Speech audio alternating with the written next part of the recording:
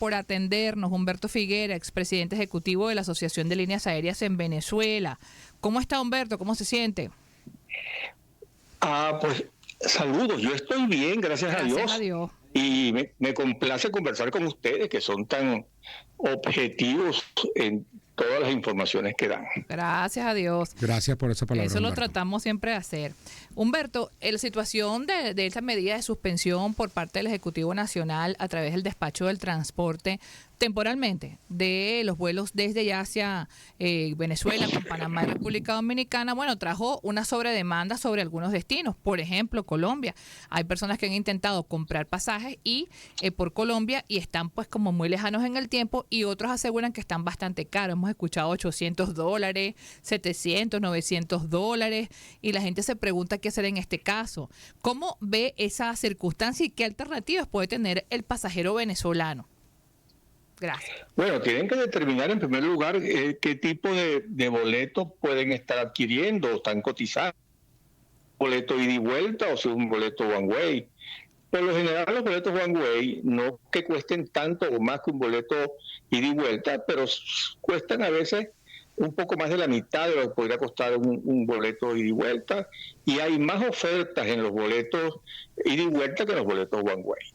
El comportamiento del mercado pues está siendo lógico. Hay demasiada demanda hacia República Dominicana y Panamá, porque es la vía para ir a otros destinos, desde República Dominicana fundamentalmente para Estados Unidos, y desde Panamá pues a muchos destinos en Sudamérica y en Centroamérica y también en Norteamérica. Entonces, si esas dos vías se han cerrado, pues evidentemente si las personas tienen necesidad de salir porque tienen que ir a alguna diligencia o porque tienen un negocio que hacer, evidentemente que van a congestionar las vías que quedan todavía pendientes, las posibles salidas. Y esas posibles salidas, pues la más inmediata es la de Bogotá. Pero después también hay otras posibles vías, que son Curazao y son Trinidad. Entonces, las personas tienen que buscar esas salidas ahora. Evidentemente, cuando hay una demanda tan fuerte, pues los precios tienden a subir, eso es inevitable. Recordemos que estamos conversando con Humberto Figuera, experto en materia de aviación civil, y fue presidente de la Asociación de Líneas Aéreas en Venezuela. Humberto, en este caso, por ejemplo, tomando en cuenta la afluencia de vuelos a Bogotá, una manera de contrarrestar esa alza en los precios podría ser aumentando el número de frecuencias desde Caracas o otros destinos del país, tanto a Bogotá como a otras capitales, ciudades colombianas. Sí, eso sería una buena medida, en tanto en cuanto ambos países estén de acuerdo en aumentar las frecuencias de las líneas aéreas que ya están operando, o de permitir el ingreso de nuevos actores. Pero eso requiere una voluntad política de ambos países para hacerlo, o igual aumentar las frecuencias a Curazao si ambos países lo permiten, o a Trinidad si ambos países lo permiten, o a México también si ambos países lo permiten. Todo eso es posible si existe la voluntad política de los estados que están involucrados en ello. Y eso sería saludable que se hiciera. Disculpe, pareciera que una de las líneas locales considera que el aumento de la frecuencia hacia Curazao podría ser una salida. ¿Qué se requiere para eso? ¿Es un acuerdo nuevo con esa isla? Se me fue la voz tuya. Sí, que parece que una de las aerolíneas locales piensa que una forma de paliar, ¿no?, la situación es aumentar la frecuencia de vuelos a Curazao, ¿no? Queríamos saber si es posible esto sin un acuerdo nuevo, digamos, o cómo. Claro, Curazao es el puerto, digamos, más cercano, más inmediato, donde un pasajero puede conectar, ya sea para Estados Unidos, ya sea para el Caribe, ya sea para Europa. En Curazao llegan muchos vuelos de estos de líneas aéreas de bajo costo. Entonces eso sería muy beneficioso, y ojalá pues se pudiera llegar a un acuerdo con Aruba, porque Aruba también tiene una muy buena conexión con Europa y con Estados Unidos, y tiene la gran ventaja para los venezolanos es que se puede hacer aduana en Aruba, de manera tal que cuando uno llega a Estados Unidos llega como un vuelo local. Eso sería estupendo, pero lo que te digo, todo pasa porque haya voluntad política de los países involucrados. Humberto, yo recuerdo, y aquí voy a hacer un comentario que indiscutiblemente implica tirar la cédula, porque me remonto a principios de los 90, cuando empezaron a hablarse dentro del marco de acuerdos de integración, de estos acuerdos de aviación civil entre los gobiernos de Colombia, de Venezuela, en el marco de la comunidad andina. Y yo recuerdo de las primeras entrevistas que te hice, justamente hablabas de cómo había la necesidad de intensificar, por ejemplo, la ruta Caracas-Bogotá, porque la opción más económica era tomarse un vuelo hasta San Antonio del Táchira, tomar un taxi, después un vuelo Cúcuta-Bogotá. Esto en este momento pasa a ser nuevamente a estar en la mira de la gente que esté sacando sus cálculos, porque sin lugar a dudas que se habían abaratado el año pasado y por lo menos hasta la semana pasada el precio Caracas-Bogotá, si lo comparamos con lo que se estaba pagando cuando no existía conexión directa. Entonces, esta alternativa de ruta entre vuelos domésticos entre los dos países vuelve a cobrar como vigencia y ponerlo en la mira, sobre todo a aquellos que no vivan en zonas fronterizas. Pues claro, eso sería una buena posibilidad. Y además hay algo que ni Venezuela ni Colombia han tratado, yo diría que con mucha insistencia, que son los vuelos transfronterizos, es decir, que tú puedas desde Maiquetía volar a Cúcuta, que es frontera, o desde Bogotá volar a San Antonio o a Santo Domingo, que es frontera. Toda acción que involucre la posibilidad de que los pasajeros puedan conectarse con destinos más allá de Venezuela son válidas, por supuesto, haciéndolas dentro del marco legal, dentro de las normas OASI y dentro del interés de los países que estén involucrados. Pero, lo que te digo, cualquier decisión necesita la voluntad política de los países involucrados para resolver la situación en favor de los venezolanos. Aquí pregunta un oyente, porque sabe que la semana pasada tenemos los correos, no es mentira, por aquellos que decían que no era cierto.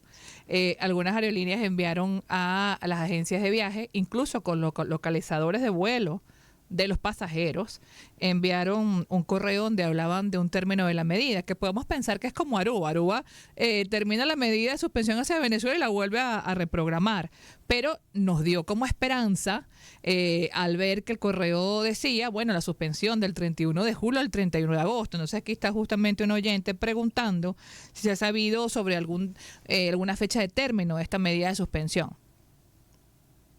No, yo me imagino que se está haciendo o se hará, si nos recordamos que eso tampoco hay que tirar la cédula para abajo, Andrés. No, es que pero lo hice porque recordé una entrevista que yo te hice, yo estaba en la revista Dinero y por eso lo comento.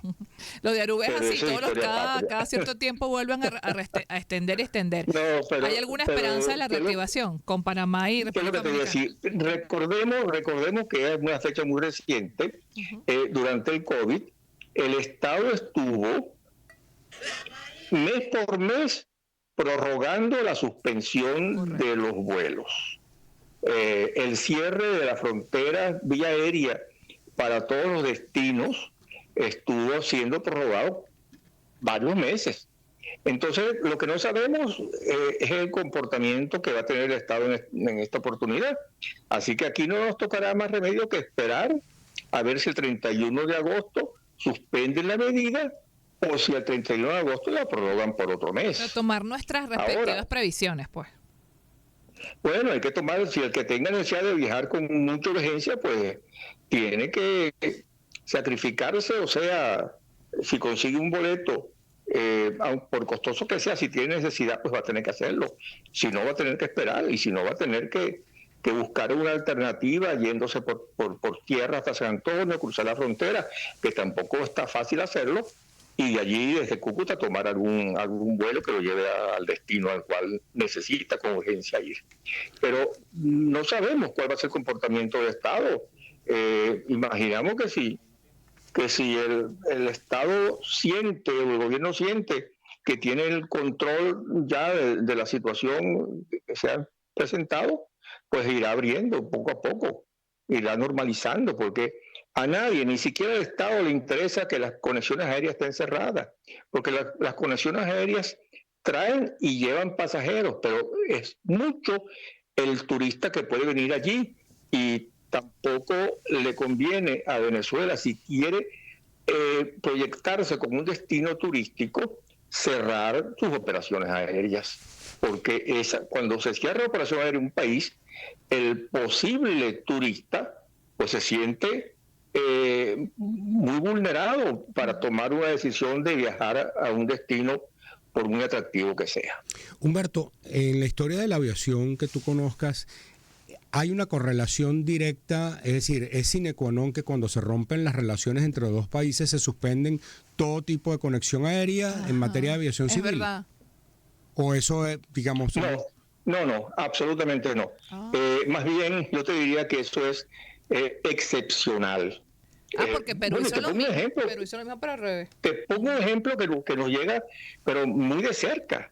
Estados Unidos y Cuba no tienen relaciones diplomáticas. Es que por eso sin embargo hay... Por eso te hago la pregunta. Hay unas frecuencias increíbles en cuanto al número de vuelos que salen desde, no solamente desde Miami, hay vuelos hacia Cuba, hacia varios destinos de Cuba, desde Miami, pero también desde Santo Domingo, desde Houston, desde Nueva York, en muchas partes.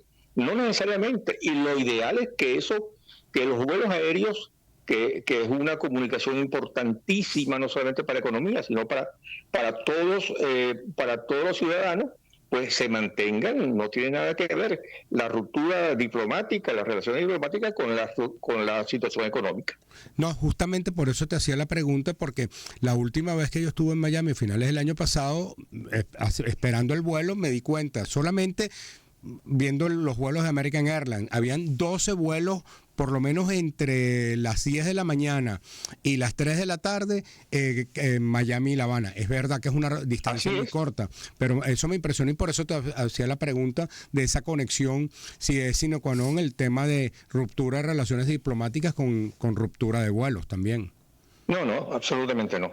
Entonces lo mismo se adelantó igual Perú, cuando Venezuela en la noche de la semana pasada dijo que suspendía relaciones, la TAN ya no voló, o sea, ya puso el anuncio de suspensión, pues fue como inmediato también, pero del otro lado. Habría que ver si ya Venezuela había sacado su resolución. No lo habíamos visto, exacto, fue al revés. Pero no es lo usual. No es obligatorio, pues no es directamente proporcional. No solamente no es obligatorio, sino que tampoco es aconsejable. Claro, sí. Porque los ciudadanos no tienen por qué pagar las consecuencias del desacuerdo diplomático entre dos países. No tendrían por qué pagarlo. Uh-huh. Sí, es Humberto Figueras, presidente ejecutivo de la Asociación de Líneas Aéreas en Venezuela. En todo caso, Humberto... Lo que hacemos voto es porque esto se restituya lo más rápido posible. Yo tengo la seguridad de que eso va a ser así, porque Venezuela necesita esas conexiones aéreas y los ciudadanos necesitan también movilizarse. Estas decisiones también tienen su efecto en la carga aérea, tomando en cuenta estábamos pendientes de ese tema a estas aerolíneas si cumplían o no también ese servicio. Bueno, todas las aerolíneas llevan carga en sus barrigas por al destino que vayan, ¿no? Ahora, cuando el COVID estaban suspendidos todos los vuelos de pasajeros, pero los vuelos que traían carga aérea, específicamente los vuelos cargueros, no estaban suspendidos. Estaban suspendidos algunos vuelos por otras razones. Es decir, Venezuela no tenía, Estados Unidos prohibió los vuelos directos entre Estados Unidos y Venezuela. Bueno, los cargueros tampoco podían venir de manera directa, entonces tenían que hacer una escala en otro país para poder venir para acá. Pero normalmente la carga no la tocan. Y no la tocan también porque es algo muy estratégico, porque por carga aérea vienen los insumos urgentes, más importantes, los repuestos para las grandes empresas, los repuestos para la industria petrolera, todos esos insumos que son necesarios para mantener la producción de algo, de alguna empresa. Y no sería aconsejable que se pararan maquinarias importantes en la industria del país porque no tengamos cómo transportarlas. Sí, eso es fundamental, es verdad.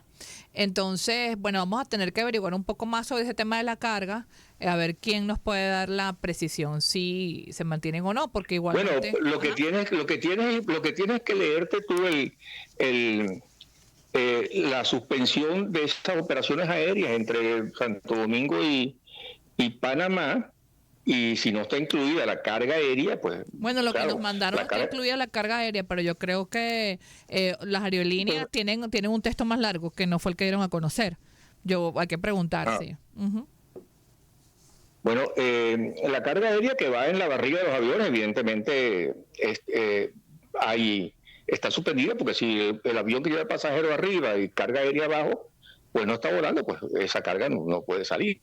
Pero los cargueros, los aviones de carga específicamente, sí, por ejemplo, el DHL. Que yo sepa, yo no he visto ninguna mención a que esté suspendida. Pero bueno, importante. Habría que revisarlo, como tú dices, muy bien. Bueno, muchísimo. Yo te recomendaría que hablaras con ASOCAP o alguna de esas de las personas que agrupan asociaciones de carga o empresas de carga para determinar si ha habido algún alcance, alguna modificación. Sí, llamando a las empresas de carga, Taurel, todas estas empresas que se dedican a ese tema de exportación, importación e intercambio de mercancía a través de, ya sea de carga marítima también, y en este caso aérea. Está bien. Muchísimas gracias, Humberto, por habernos atendido, habernos dado estas luces, porque claro, son temas que estamos explorando, ¿no? Siempre la orden, con mucho gusto, Andrés, muchísimas gracias por esta entrevista. Saludos y ánimo. Así es. Gracias. Era Humberto Figuera, experto en materia de aviación civil y fue presidente de la Asociación de Líneas Aéreas en Venezuela. Sí, esta mañana que conversaba